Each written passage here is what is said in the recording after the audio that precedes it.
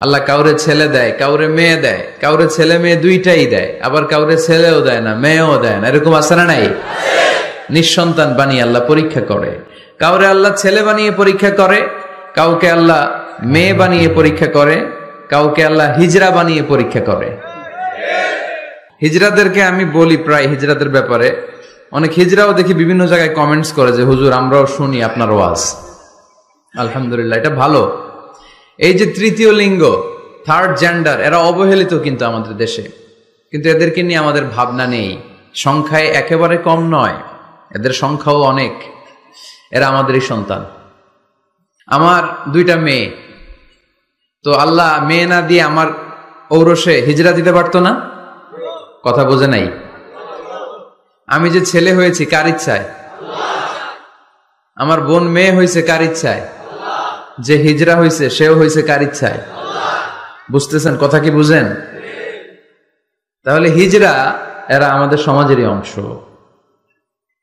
এরা আমাদেরই সন্তান, কিন্তু আমরা এদেরকে পরিচয় করিয়ে দেই না কোথাও। দেখবেন এক লোকের এক ছেলে এক মেয়ে আর একটা হিজরা, তো ঘরে মেহমান আসলে উনি ছেলেরা পরিচয় করায় দেয়, ছেলের নাম আব্দুল্লাহ, মেয়ের নাম সুমাইয়া।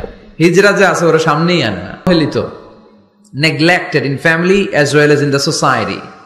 পরিবারও নেগলেক্টেড, সমাজও নেগলেক্টেড।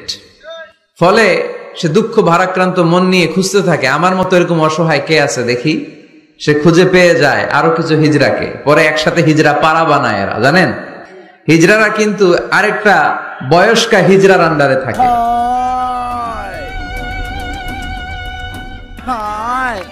আই ছেলে কি করো? এই টাকা দে, টাকা দে, দে না টাকা। আরে টাকা দে না, আবার মোবাইল করিস, টাকা দে, দে টাকা দে। চাঁদাবাজি করে এরা।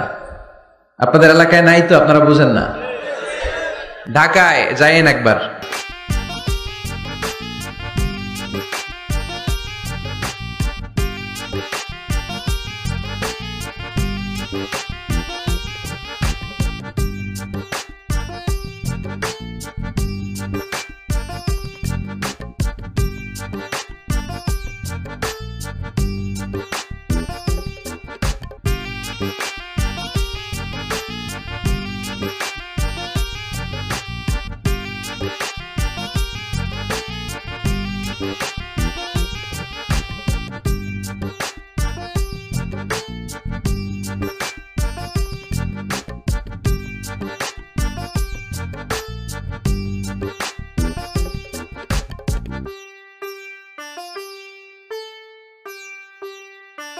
জ্যামের মধ্যে আটকালেই খবর আছে, পুলিশেও ভয় পায় এদেরকে।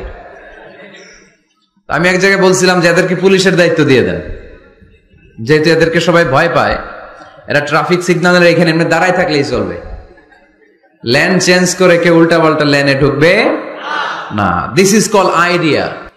আইডিয়া জেনারেট করতে না পারলে দেশের উন্নতি করা সম্ভব না। হিজড়াদেরকে কর্মসংস্থানের ব্যবস্থা করা উচিত। এই এলাকার জনপ্রতিনিধি যদি কেউ থেকে থাকেন, অথবা পরবর্তীতে ভিডিওতে যদি শুনতে পান, আমার এই আবেদন, আপনারা হিজড়াদেরকে খুঁজে বের করবেন, কর্মসংস্থানের ব্যবস্থা করেন। আমি পৃথিবীর অনেক জায়গায় এয়ারপোর্টে দেখেছি হিজড়াদেরকে, দে হ্যাভ হিউজ স্ট্যাটাস, তাদের জব আছে, তাদের চাকরি আছে, তাদের সম্মান আছে, সামাজিক সম্মান। তারাও আমাদের মতো মানুষ, এজন্য তাদেরকে কর্মসংস্থানের ব্যবস্থা করেন, শিক্ষার ব্যবস্থা করেন। স্কুলে পাঠানো যায় না, বাবা মারা লজ্জা পায়, লুকাতে চায় এদেরকে। সন্তানের ফর্ম পূরণ করতে গেলে ওখানে লেখা থাকে জেন্ডার, ছেলে নাকি মেয়ে।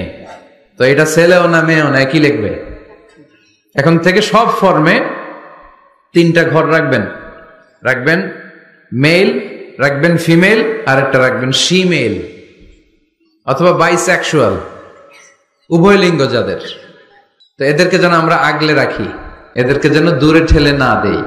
আল্লাহর হাবিব সাল্লাল্লাহু আলাইহি ওয়াসাল্লাম মানুষকে আগলে রাখতে পছন্দ করতেন, দূরে ঠেলে দিতেন না। আল্লাহ রাসূল সাল্লাল্লাহু আলাইহি ওয়াসাল্লাম মন জয় করার কিছু বাক্য আমাদেরকে শিখিয়েছেন, how to reach in the people's heart, মানুষের হৃদয়ে কি করে পৌঁছতে হয় তিনি শিখালেন। তুমি বলো বাশশিরু, ইয়াসসিরু, ইয়াসসিরু ওয়ালা তুআসসিরু, বাশশিরু ওয়ালা তুনাফফিরু, সহজ করে উপস্থাপন করো, কঠিন করো না। মানুষকে সুসংবাদ দাও, ভয় দেখিও না।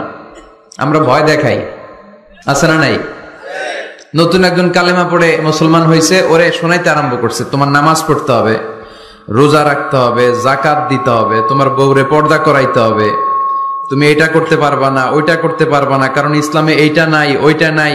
নতুন মুসলিম কয় তাইলে আমিও নাই, তোমাদের ধর্মে আমিও নাই, তো ভয় দেখেন কেন? ও যখন কালিমা পড়ে মুসলমান হয়েছে, ওরে বলবেন কিছু বই পড়ো না, এই বইগুলো পড়ো, তারপর আমাদের মসজিদে আইসো মাঝে মাঝে, দেখো কিভাবে কি হয়। ইসলামের কিছু প্রোগ্রামে নিয়ে যান, মসজিদে নিয়ে যান, জুমার নামাজে, দেখো কেমনে পড়ে, কি বলে শোনো। তো এইভাবে গ্রাজুয়ালি মানুষের হৃদয়ে পৌঁছতে হয়। আমরা যেন মানুষকে ঐক্যবদ্ধ করতে পারি, আমরা যেন মানুষকে বিচ্ছিন্ন না করি, আমরা যেন দিনকে কঠিনভাবে উপস্থাপন না করি। আল্লাহ তুমি তৌফিক দাও। আরো জোরে পড়বো আমিন।